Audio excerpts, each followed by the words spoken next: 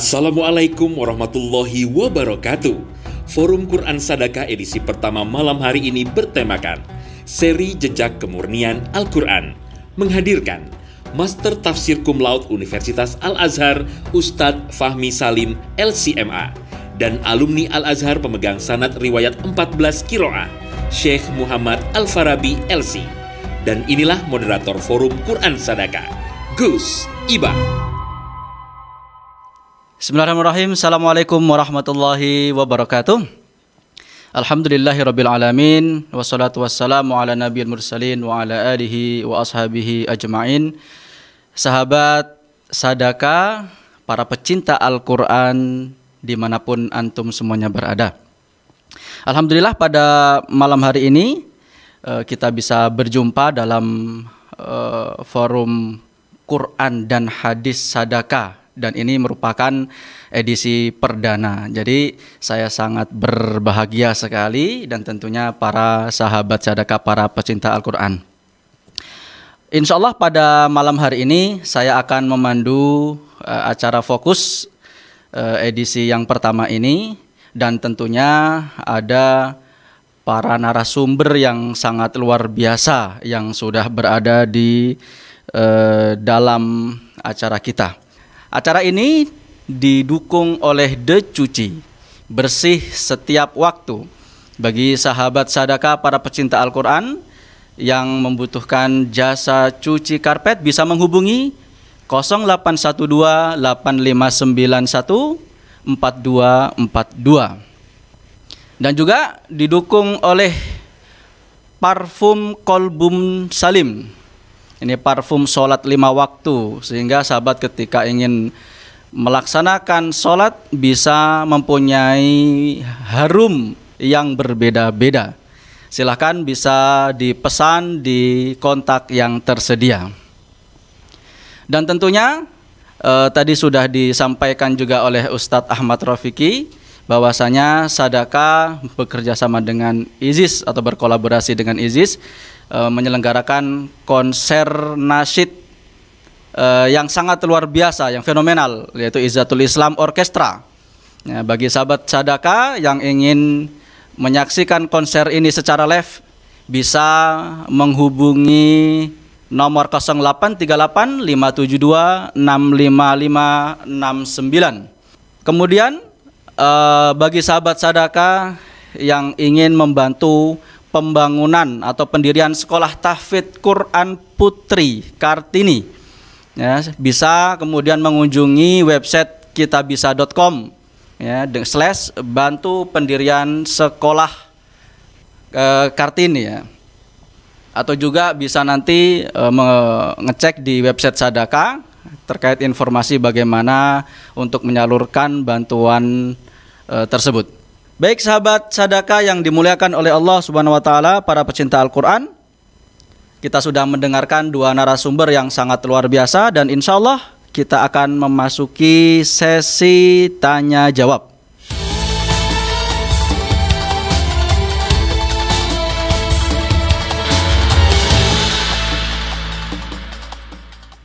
Baik, sudah ada beberapa pertanyaan pilihan. Yang pertama ditujukan kepada Ustadz Fahmi Salim.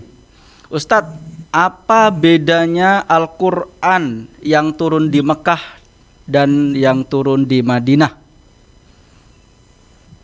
Pertanyaan pertama, silakan Ustadz Salim.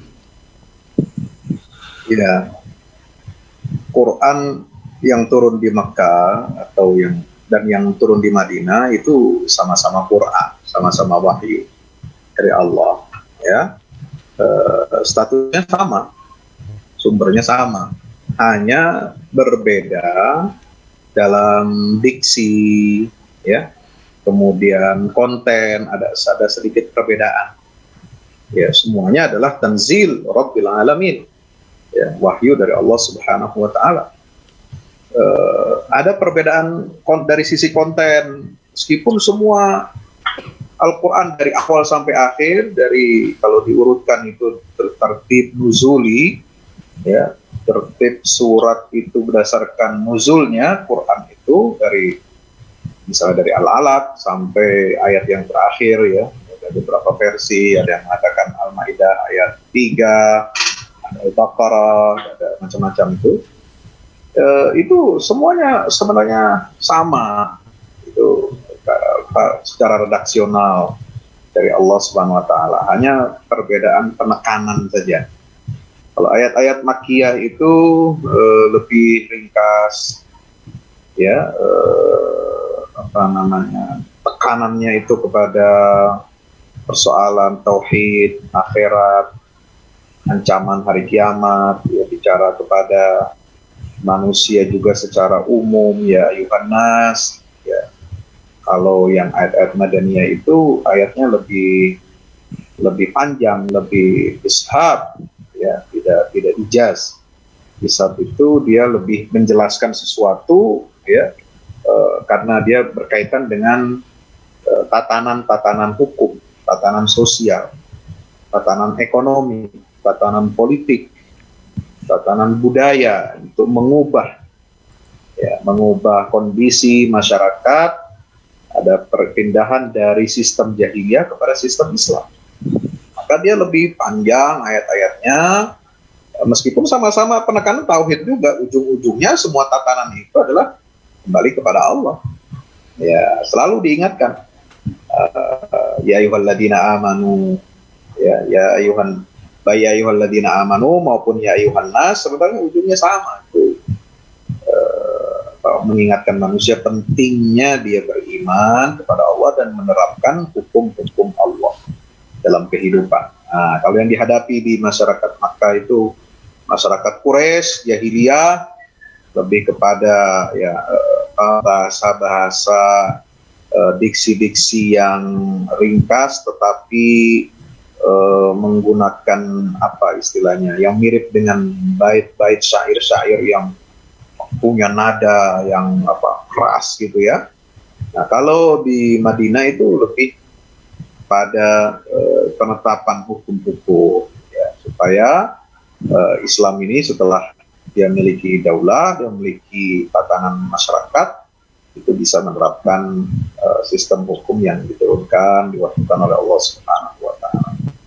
Saya kira itu ringkasnya. Betul sekali, sangat jelas ya bagi para penanya yang tadi sudah menyampaikan pertanyaannya. Kemudian Ustaz Salim menyinggung terkait teguran Allah kepada Rasulullah SAW di beberapa surat dalam Al-Quran ya. Apakah kemudian dengan teguran ini membuat Nabi tidak maksum atau masih tetap maksum gitu, Ustaz? Nabi maksum, iya. Teguran itu bagian dari ismah dari Allah. Ya, teguran ayat-ayat kitab itu bagian dari ismah. Itulah jadi kata pengertian maksum, yaitu terpelihara dari dosa, terjaga, terpelihara, terlindungi dari perbuatan keliru atau salah. Itu sebelum dilakukan sudah diperingatkan. Nah, kalau kita mau berbuat salah, nggak ada yang peringatkan. Ya, apalagi kalau kita sendirian. Nah, kalau kita misalnya mengendarai mobil, ya, nyetir, mungkin ada yang memberi peringatan. Ada istri kita di samping, atau anak kita di belakang, atau ada polisi di depan. Ya, di depan ada lampu merah, ya, lalu lintas itu. Nah, itu kalau kita sedang ramai. Tapi kalau nggak ada yang peringatin, nggak ada yang jewer, ya. Nah, kalau Rasulullah beda, ya, ada seperti itu langsung langsung ditegur. Nah, teguran itu yang tidak ada pada manusia biasa. Teguran langsung dari Allah itu hanya ada pada diri Nabi SAW, dan itu bagian dari ismah. Jadi dan ismahnya Rasulullah itu sudah pasti liyaghfiralakallahu ma taqaddama min dzambika wa ma ta'akhkhar. Semua dosa-dosa beliau yang lalu datang itu semua dibersihkan oleh Allah Subhanahu. Afallahu anka, Allah telah maafkan. Ya, jadi ada kecenderungan-kecenderungan manusia, makanya di situ lahir kaidah. Jadi kalau dilihat dari ayat-ayat kitab ini, ada lahir kaidah dalam ilmu tazkiyah atau tasawuf atau apa namanya akhlak, ya. Itu semua sama lah. Intinya itu apa? apa namanya, hasanatul abrar sayyiatul muqarrabin, ya, yang dianggap kebaikan bagi orang yang standar normal yang biasa itu suatu yang buruk yang tidak boleh dilakukan oleh orang yang levelnya di atas abrar, yaitu orang-orang yang muqarrabin. Para nabi dan rasul ini ya levelnya di atas kita, ya, muqarrabin, ya, dekat kepada Allah. Kalau dia melakukan, kan begini ya, seperti misalnya abasa wa tawalla, wajar dong beliau seorang manusia punya kecenderungan, ya, berdakwah, memprioritaskan tokoh-tokoh elit masyarakat. Ya, contoh ya, dai-dai sekarang kalau diundang, ada perbedaan ya, yang undang rakyat jelata dengan yang undang penguasa dalam satu waktu, dia prioritaskan yang mana dulu? Ya, yang elit itu ya. Jadi ada kecenderungan itu. Nah, itu sebenarnya wajar karena Rasulullah sedang fokus bagaimana menarik hati pemuka-pemuka jahiliyah, pemuka-pemuka Quraisy. Ya, tetapi bagi Allah itu tidak seperti itu, ya. Mestinya siapa yang lebih dahulu, yang datang, yang ingin mendapatkan hidayah, petunjuk, itu tidak melihat status sosialnya. Nah, yang seperti ini. Nah, seperti misalnya ada alasan kenapa Rasulullah ingin menerima tebusan dari itu dalam surat Al-Anfal, ya. Itu semua ada alasan yang logis, yang manusiawi. Ya, tapi bagi Allah punya pandangan lain, ya. Allah tegur, ya, tidak seperti itu. Jadi saya pikir ini tidak menurunkan derajat kemaksuman Rasulullah, tapi itu justru menaikkan posisi beliau, dan ini menunjukkan kemurnian Al-Quran. Coba kalau itu model seperti itu ada pada penguasa, pemimpin, tokoh masyarakat zaman sekarang, ya, pasti yang kritik-kritik begitu dihapus tuh dari catatan. Ya, seperti itu ya. Betul sekali, Ustaz. Taib, jazakallah khair, Ustaz Salim. Kemudian ada pertanyaan untuk Syekh Muhammad Al-Farabi. Ustaz, kok bisa ada ragam bacaan?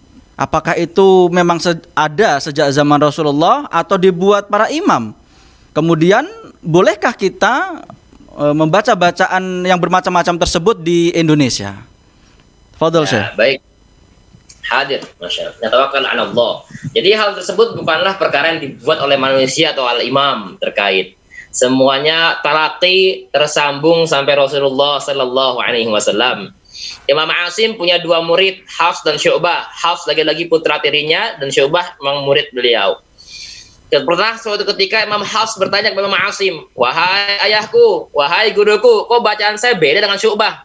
Saya baca ro'a, beliau baca re'e. Saya baca ridwan, beliau baca rudwan." Apa jawab Imam Asim? "Wahai putraku, wahai muridku, ketahuilah bahwasanya materi yang saya ajarkan kepadamu adalah materi yang saya pelajari dari tabi'in yang bernama Abu Abdurrahman As-Sulami, pembawa mushaf Utsmani yang dikirim oleh Sayyidina Utsman radhiyallahu anhu. Yang mana beliau mengaji dengan 5 sahabat, namun lebih identik dengan Sayyidina Ali radhiyallahu anhu. 5 sahabatnya Utsman ibnu Affan radhiyallahu an, Ali ibnu Abi Thalib radhiyallahu an, Ubay ibnu Ka'ab radhiyallahu an, Zaid ibnu Thabit radhiyallahu an, dan Abdullah bin Mas'ud ridwanullahi ta'ala alaihim. Menjadi 5 grup, tapi lebih dominan ke Imam Sayyidina Ali. Sedangkan apa yang saya ajarkan pada Syu'bah adalah materi-materi yang saya pelajari dari Imam Zir bin Hubeish, seorang tabi'in yang pakar juga. Beliau juga berguru dengan 3 sahabat. 3 tadi itu Sayyidina Ali, Sayyidina Utsman dan juga Ibnu Mas'ud ridwanullahi ta'ala alaihim. Tapi lebih dominan dengan Ibnu Mas'ud, yang mana semuanya bersumber dari Rasulullah Sallallahu Alaihi Wasallam. Maka Ibnu Mujahid pun dalam Mughatun Nihayah disebutkan, beliau mengatakan terdapat 520 perbedaan bacaan Hafs dengan Syu'bah. Itu pada satu guru. Ya. Jadi kenapa? Karena Imam Asim tidak menurunkan semuanya ke satu murid. Ada kalanya menurunkan imalah re'e ke Syu'bah, ke Hafs cuma majrihah doang. Bahuzu'a cuman ke Hafs, yang lain baca yang lain. Karena guru-gurunya pun berbeda, ya, memiliki cara baca yang berbeda. Dan perlu digarisbawahi bahwasanya sahabat, ya, sahabat tertinggi ya, atau baqatul ula yang menurunkan sanad sampai hari ini hanya ada 8. Ya, sahabat banyak yang pakar bidang Quran. Mungkin ada juga menurunkan sanad, tapi yang mutasil sampai kita hari ini hanya ada 8. 8 itu 3 pertama, 3 khalifah selain Abu Bakar, yakni Umar, Utsman, Ali, kemudian Ubay bin Ka'ab, Zaid bin Thabit, Ibnu Mas'ud, dan 2 Abu. Abu siapa? Abu Musa al-Asy'ari, Abu Darda al-An, ridwanullahi ta'ala alaihi. Bacaannya berbeda-beda, tergantung interaksi mereka dengan Rasulullah Sallallahu Alaihi Wasallam, dan tergantung juga bacaan masing-masing mereka, masing-masing beliau nih, para sahabat ini. Karena Nabi SAW banyak melegalkan, mentaklirkan bacaan-bacaan masing-masing dialektika. Selagi itu dalam koridor. Nah, ini penting sekarang. Dari pembahasan diskursus ilmu qiraat tidak keluar dari 3 poin. Ini kaidah fundamental ilmu qiraat. Pertama, cara baca beda, makna beda, maksud beda. Ulang ya. Pertama apa? 3 diskursus fundamental ilmu qiraat. Lafaz beda, karena semua pasti berbeda lafaznya nih. Ya, lafaz berbeda, maknanya beda, maksudnya beda. Contohnya wudu, wamsahu biru'usikum wa arjulakum wa arjulikum. Ini kembali ke gramatikal. Bagi yang baca wa arjulakum, atofnya ke membasuh tangan. Berarti kaki dibasuh, ya, diguyur, gitu ya. Tapi bagi yang membaca wamsahu biru'usikum wa arjulikum, kan cara bacanya beda, artinya juga beda, mengusap. Maksudnya pun berbeda. Maksudnya apa? Ketika dijamak, maksudnya ketika dihimpun 2 dalil ini, yang diusap ketika menggunakan khuf, sepatu kulit. Jadi kalau membasuh wa arjulakum nggak pakai sepatu atau pakai khuf, kalau pakai khuf wa arjulikum diusap. Jadi pertama apa? Lafaz berbeda, makna berbeda, maksud atau esensinya berbeda. Yang kedua, lafaznya berbeda, maknanya berbeda, maksudnya sama. Ya, maksudnya sama. Contohnya apa? Wa mallahu bighafilin amma ta'malun, atau ya'malun. Itu di Al-Baqarah ada ayat summa antum, itu di pertengahan juz 1, summa antum haula, antum, kalian. Maka yang paling relevan secara gramatikal, nahwu sorof ataupun secara sintaksis Arab, wa mallahu bighafilin amma ta'malun. Ya, Allah tidak akan lalai, tidak akan ghafil dari apa yang kalian tahu. Tapi dalam segi balaghah ada perubahan, pergeseran makna, ada perubahan dari ubadi'. Nah, gitu ya. Sehingga yang tadi ta'malun bisa diiltifat namanya. Iltifat, yang tadinya ta'malun kalian, maka yang malun. Misalkan di kelas yang ada murid yang ibaratnya agak sedikit ibaratnya enggak nakal ya, badung gitu ya. Ya, Kak, seharusnya ngomong kamu ini jangan nakal ya. Atau kamu ini tertib ya, jangan menakal lah, tertib ya. Tapi ibaratnya tidak. Bukan kamu. Gurunya ngomong para murid mesti taat ya, mesti tertib ya. Padahal bisa saja dia ngomong antum itu, kamu harus tertib, karena yang lain sudah tertib. Tapi sang guru menggunakan diksi lain. Para murid hendaknya mesti tertib. Nah, padahal ngomongnya ke dia. Jadi ta'malun ya'malun, maksudnya ta'malun, kalian ta'malun, tapi bisa diubah dengan ya'malun. Kembali ke balaghah, ilmu badi', namanya iltifat.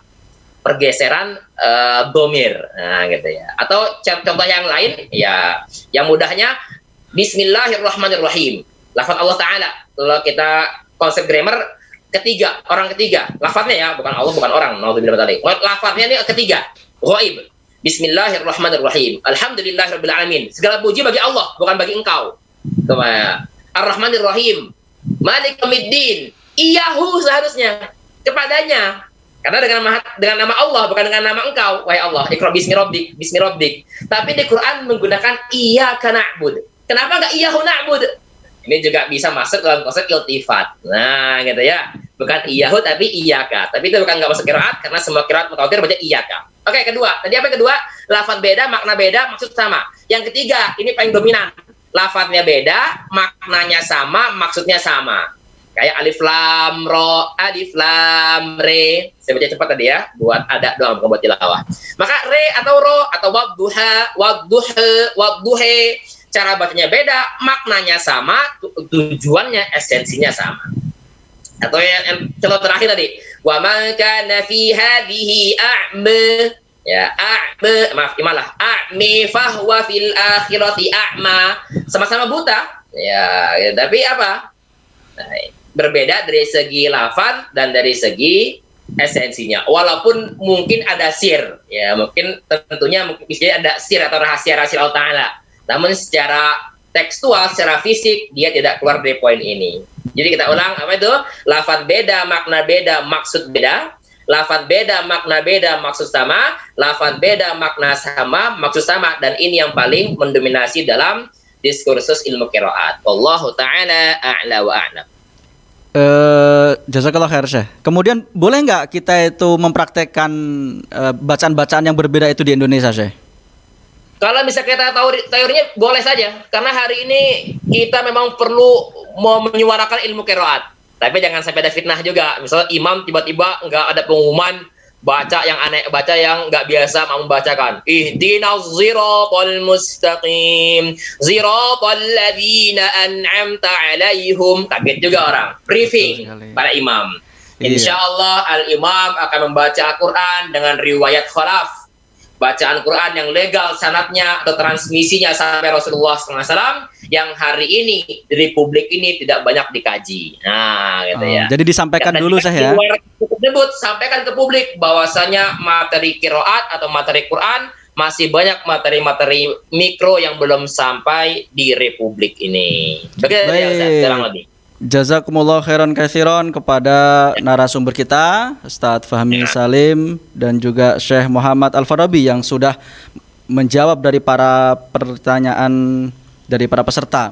Mohon maaf karena sempitnya waktu, keterbatasan waktu, pertanyaan tidak bisa kami bacakan secara keseluruhan. Terima kasih kepada Bapak Noval dari Jakarta, Bapak Asmuni dari Palembang, Bapak Supriyanto dari Bogor, Bapak Galih dari Kepri, Bapak Mustafa dari Bandung ya, yang sudah menyampaikan pertanyaannya. Baik Bapak Ibu yang dimuliakan Allah Subhanahu wa taala, kita sudah berada di penghujung acara kita. Kami ucapkan jazakumullah khairan kepada para narasumber dan juga para peserta yang sudah hadir dari awal acara sampai akhir acara. Dan tadi sudah kita catat ya, kurang lebih ada sekitar 250-an peserta yang mendaftar dan juga yang masuk kurang lebih 150-an. Mungkin ada kendala saat memasuki Zoom ataupun YouTube, kami mohon maaf. Dan insya Allah kita akan berjumpa kembali dalam edisi Fokus berikutnya. Kami dari tim Fokus Forum Quran Hadis Sadaqah mengucapkan jazakumullah khairan katsiran dan juga mohon maaf apabila ada kesalahan-kesalahan teknis atau kekurangan yang ada dalam acara ini.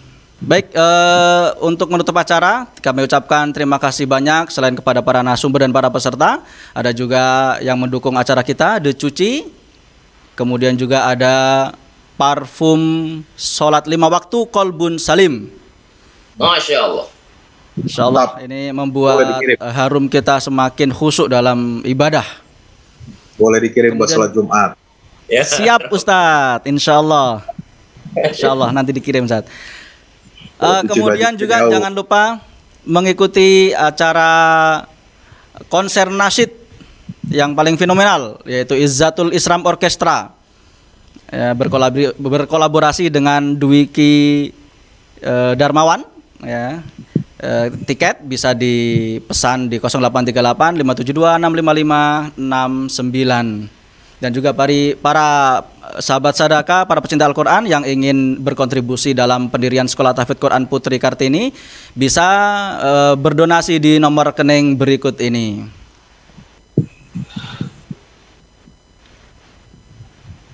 Baik, nanti akan ditampilkan di akhir acara.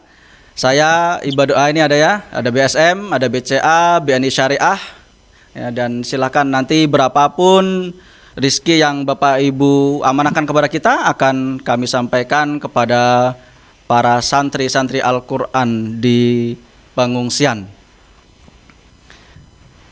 Akhirnya saya Ibadur Rahman beserta kru mohon undur diri. Sampai bertemu pada Fokus edisi berikutnya. Sekian, assalamualaikum warahmatullahi wabarakatuh.